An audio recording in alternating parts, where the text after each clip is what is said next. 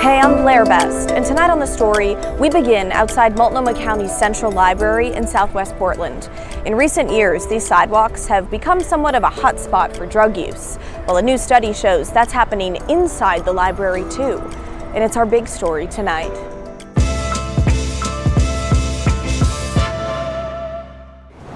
The shaded streets around Multnomah County's Central Library have become a hangout for people like this man.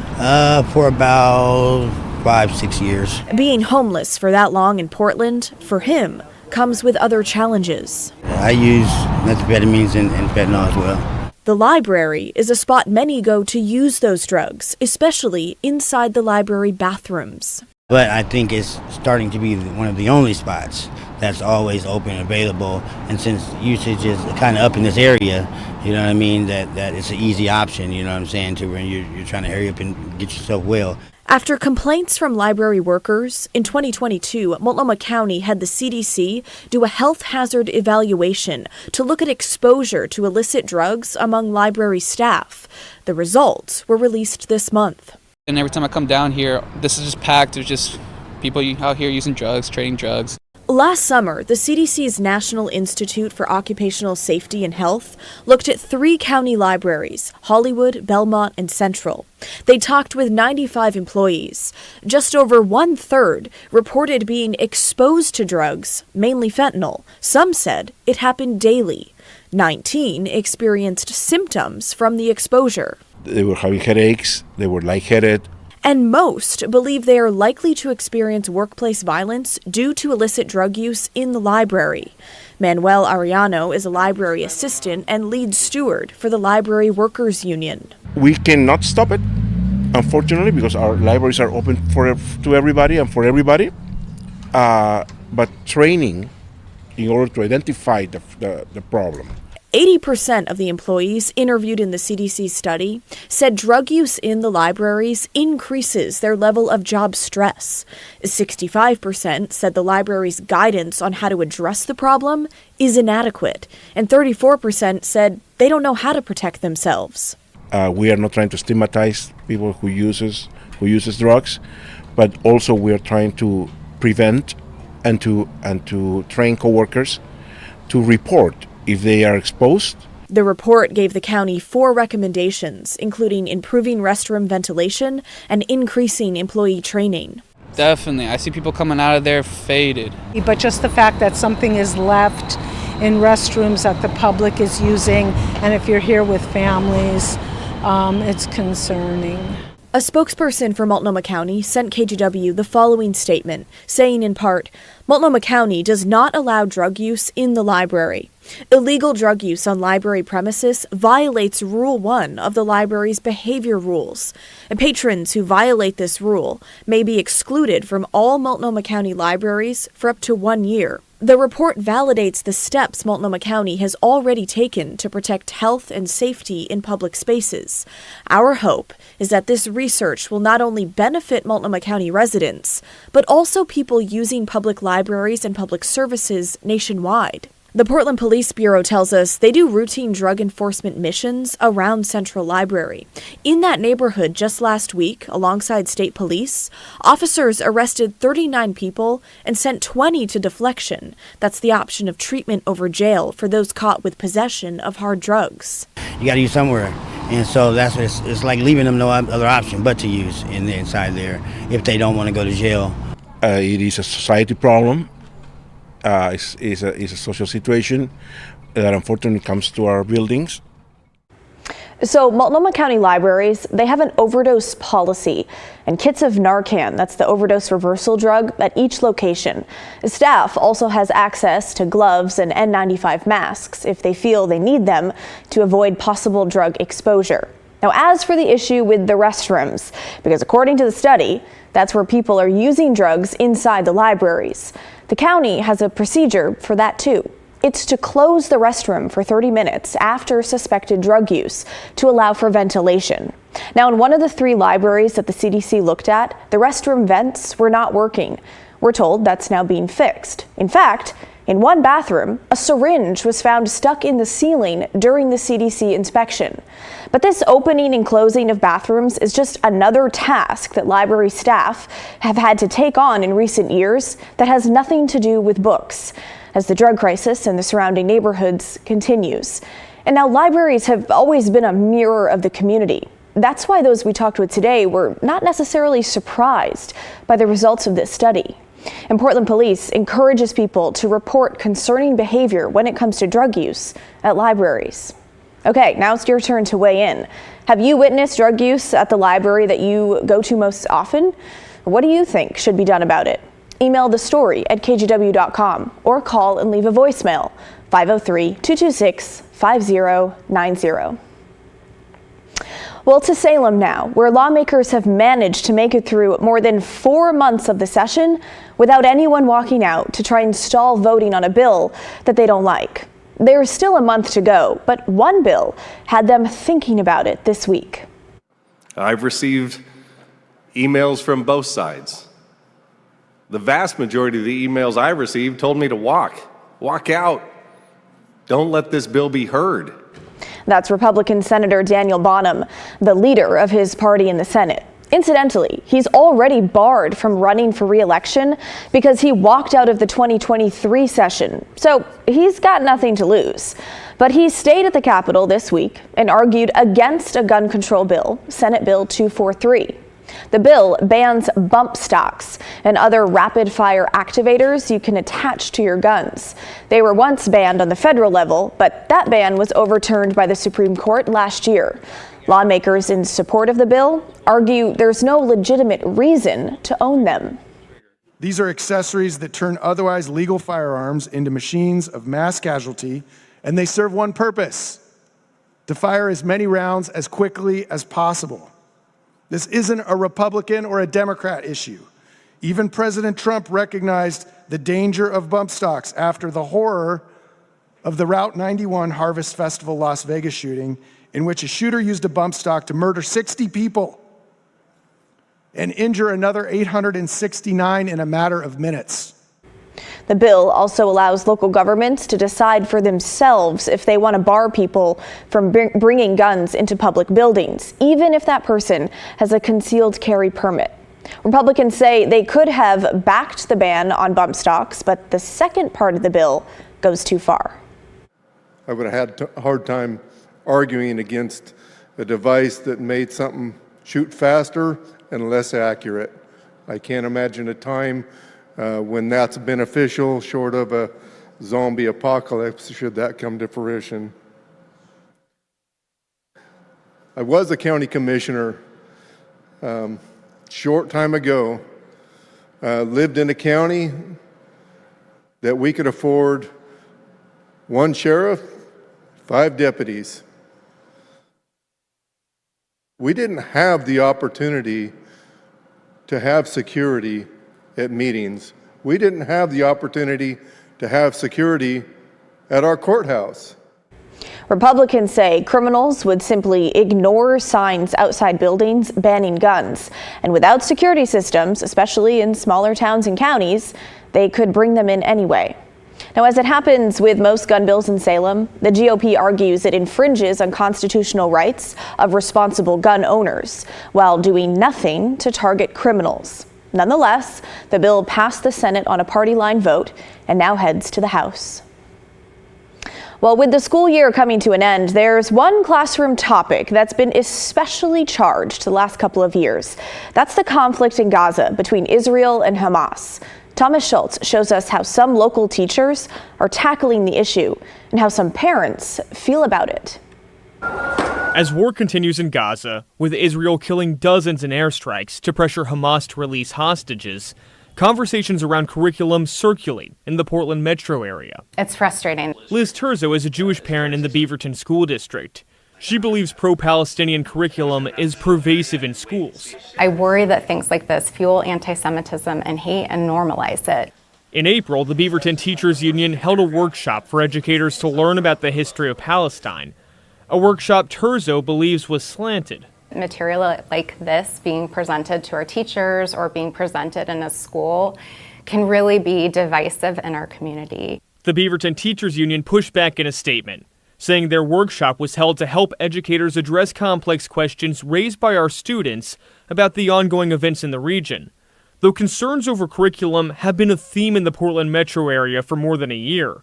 Last spring, Portland Public's Teachers Union held a similar workshop, which the Jewish Federation slammed as one-sided. It's really a way of falsifying the history of Israel and the Israeli-Palestinian conflict. Bob Horenstein with the Jewish Federation believes these workshops are far from balanced. This is a very biased narrative. And parents say it can lead to problems for Jewish students. They don't feel like they can say that they're Jewish or acknowledge that they're Jewish to a teacher because they can sense that that won't be accepted. In Portland Public, families and staff are grappling with the issue too. There are students in our districts who have escaped Gaza. So, what about their feelings? Susanna Kassouf is a teacher at Grant High School. She co-wrote a book called Teaching Palestine, which is described as uplifting and celebrating Palestinians' struggle for justice. No one is suggesting that Teaching Palestine is the only resource that should be used when teaching about the Middle East, but we are suggesting it should be one of them.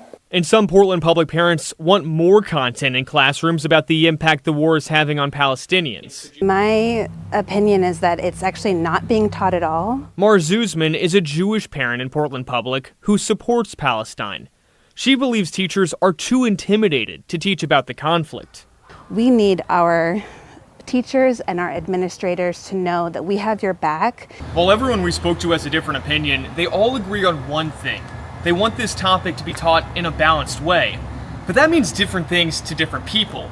So we asked an expert to weigh in.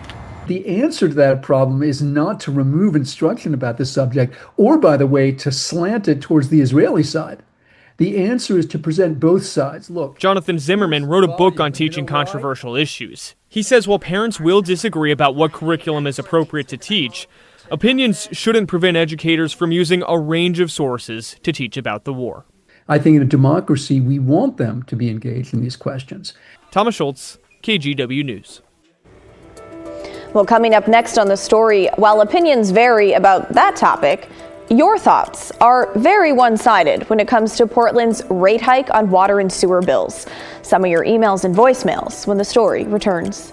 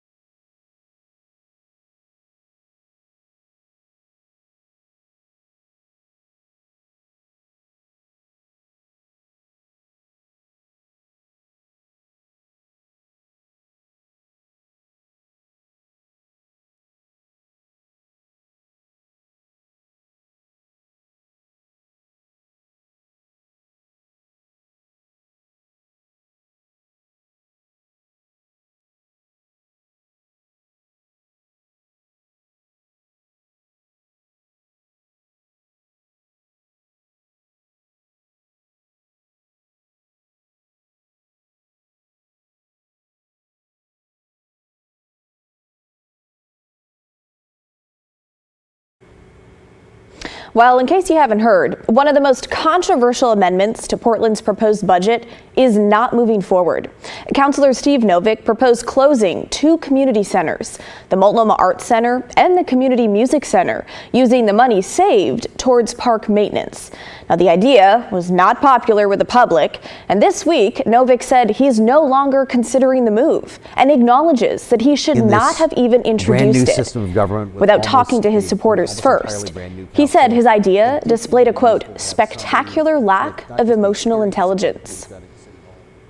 Now, while we're on the topic of unpopular decisions by Portland City Council, let's get to some of your thoughts on our big story from last night, looking at the utility rate hike that council approved in an 11-to-1 vote, raising rates by more than 6% starting in July. The average household will see a jump of around $10 a month on their bill. This is why I'm in the process right now of selling everything and moving out of Portland. I was born and raised here, and I'm fed up with it. And so are a lot of other people. Jack wrote in part, I get that aging infrastructure and inflation requires some rate increases, but the current plan is unsustainable from a livability perspective. And I'm on a fixed income. I'm sick and tired of being taken advantage of, and try to have a spokesperson from the Water Bureau that doesn't have to smile so much about taking our money and making it sound like a good thing. Adam wrote to us saying, I understand that the city government has to keep up with the maintenance issue from the city's explosion of growth over the past few decades. That being said, I don't believe in constantly nickel and diming many working class and working poor residents that have been struggling. And Greg chimed in saying, if the water pipes, lines, and treatment plants need to be repaired and updated, maybe a bond should be issued. When the bond is done, it is over and no more money taken. Rate increases are a never-ending revenue stream for the city and just do not go down or stop. It feels like the city is seeing how much can they squeeze from the citizens. Well, thank you all for your comments. Keep them coming. Well, turning now to a live look outside from our Wells Fargo Skycam on this Friday evening. What a day out there. It was certainly really starting to feel like summer. Celine Stevens joins us with a look at what to expect tonight and into your weekend. Celine. Blair, definitely. It felt like summer today. This weekend is shaping up to feel more like spring. But right now it's still feeling pretty nice out there. 85 degrees. You're going to notice more of those clouds have started to roll into our area, and that's going to continue as we get into Saturday. Those winds coming out of the northwest at 6 miles per hour. And temperatures across the map, 84 degrees in Vancouver, 83 in Aurora, 84 in Troutdale along the coast, keeping it nice and cool in the upper 50s in Newport, mid 60s in places like Tillamook. Earlier today, Bend got up into the 90s, and even now, look at the temperature difference compared to this time yesterday. 16 degrees warmer right now than this time yesterday, 15 in Hillsborough. Along the coast, really not seeing that stark of a difference. 5 degrees warmer right now in Tillamook than this time yesterday. But that warming trend is coming to an end as we get into Saturday. We're looking at mild weather in the mid 70s, expecting more of those clouds as that low pressure system moves into our area, bringing our temperatures down. We're also going to be seeing pretty windy conditions in the gorge. We have a wind advisory going into effect. Those gusts could be getting up to 45 miles per hour. Good news is next week stays nice and dry, temperatures staying in the 70s. Looking at our futurecast, here comes those clouds moving into the area. Slight chance of seeing some light showers in areas like along the Coast Range and the Cascades in northern Oregon and southern Washington, but we should really be staying dry. By Sunday afternoon, those clouds move out the way, and after that, we're shaping up for a pretty dry and nice week, like I keep saying. And taking a look at the Dalles, pretty nice, 89 degrees. They are seeing that wind advisory tomorrow. Remember, those wind speeds could go from 25 to 35 miles per hour, gusts hitting up to 45 miles per hour, and you'll even see it on our futurecast winds here. By the time we get to around almost 3 o'clock tomorrow, we're seeing those wind speeds around 37 miles per hour, around 29 by around 7 p.m. It stays windy until we get to around that evening. So just keep that in mind. But here's how tomorrow's shaping up in case you're going to that parade. Temperatures in the upper 60s by noon, holding onto the clouds. Looks like mid 70s by 5. And a quick look at your 7-day. Nice temperatures, 75 tomorrow, 77 on Sunday, 78 on Monday, and nice temperatures all through next week. It's feeling like spring. All right, Celine, thanks. I love all the sunshine. And don't forget, tomorrow night is the Starlight Parade. And if you can't get to downtown Portland, we've got you covered. You can watch it start to finish on our free TV app, KGW+. The parade begins at 8:15 on the Nadeau Parkway, winds through downtown, and eventually disbands after 10 near Lincoln High. And if you don't have it yet, download KJW Plus for free anytime on Roku, Apple TV, and Fire TV. Okay, well, still ahead on the story, from war refugee to running his own company with plenty of risks along the way. I told myself, Ben, don't give up. If you don't get it, nothing to lose, why not? Meet the man who not only chased the American dream, but achieved it. That's next, when the story returns.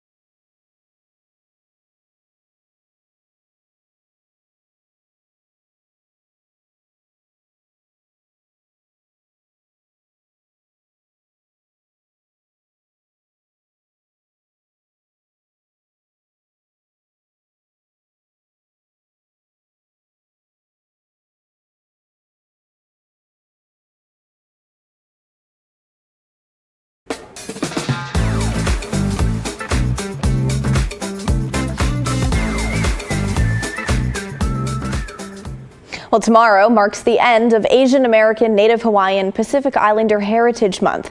And tonight, we're going to end the show with some positivity. The inspiring story of a Vietnamese refugee who, you might say, achieved the American dream. He came to the U.S. after the Vietnam War 50 years ago and has built quite the legacy ever since. Christine Pitawanich has the story. One look at Ben Qua, chairman of QB Fabrication in Clackamas, and you can tell he's in his element. Show them this is American made. His life has been a whirlwind. I'm a South Vietnam Army, been work with American when Vietnam War 1975. The Vietnam War 50 years ago cost the lives of as many as 2 million civilians and nearly 60,000 U.S. soldiers. Qua fought for the South, allied with America. After the war ended, he came to America at 26 years old with his wife and 2 kids. In 1978, I hit the Kamas Wasugo, the first landing in the U.S. I live in an apartment, $125 a month with 2 bedrooms. I had to walk up to the hill to go down the hill buy the food. He says he didn't speak much English and didn't have any money, but a man who owned a gas station nearby saw him walking and offered him a broken down car, which he fixed. 56 cents per gallon for gas only. That car helped me to go to school and go to work at the same time. He started going to Clark College and picked up jobs. He remembers working as a hotel janitor, cleaning toilets and the kitchen. $3.25 an hour. Days, nights, weekends, holidays, Kwa was always working or studying.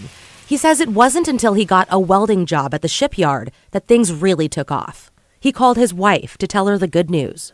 Honey, I got the job, $10.50 an hour. She said, oh, no, nobody's going to pay that much money. He said, believe me, wait until I get a check. With that check, he bought his kids their first TV. He kept working and saved enough money to buy a house. I worked 2 jobs. My wife worked 2 jobs. Next, to start a business, he used his home as collateral. He worked out of his backyard, and one year, right before Christmas, he didn't get paid for a job. I lost them all. He told his wife there was no money and they couldn't buy the kids Christmas presents. I shake my head and say, oh no, we lost everything, honey. He got in his car, needing to get out of the house, and that's when he saw them, driving on I-84. Power lines. He knew that's what he wanted to make. The next day, he was on a mission. So I would go around to ask people, say, who owned the power line? That's when he found out about the Bonneville Power Administration. So I kept going to contract and say, I'm looking for work. Finally, one day, the lady would call me. She'd say, Ben, I got a job for you, emergency work. He worked through the night, and while he lost money, he delivered quick, quality work. And I told, yes, ma'am, emergency work, holiday, any day, night, please call me. She did. Next, he got a $5,000 job, then a $37,000 one, and the biggest of all, a $300,000 gig for the Umatilla Fish Hatchery, where he went up against bigger companies also vying for the job. I told myself, Ben, don't give up. If you don't get it, and nothing to lose, why not? He got it, but still didn't have the money to buy materials. I had to apply for 10 credit cards. Each credit card, $3,000. He finished the job, and ever since, bigger companies haven't intimidated him. Now, at 75 years old, he's continued to find success, working on transmission lines, towers, and substations all over the West Coast, relying solely on word of mouth. Ben Kwa, the American dream, personified. Never give up. Thank you for America. Give me the chance to make this business happen. American dream is come true. Love that story. Well, that's the end of our show, folks. Thanks so much for watching. Timbers 360 is coming your way next. And don't forget, everyone has a story to tell. Have a fantastic weekend. I'll see you right back here on Monday night at 6:30.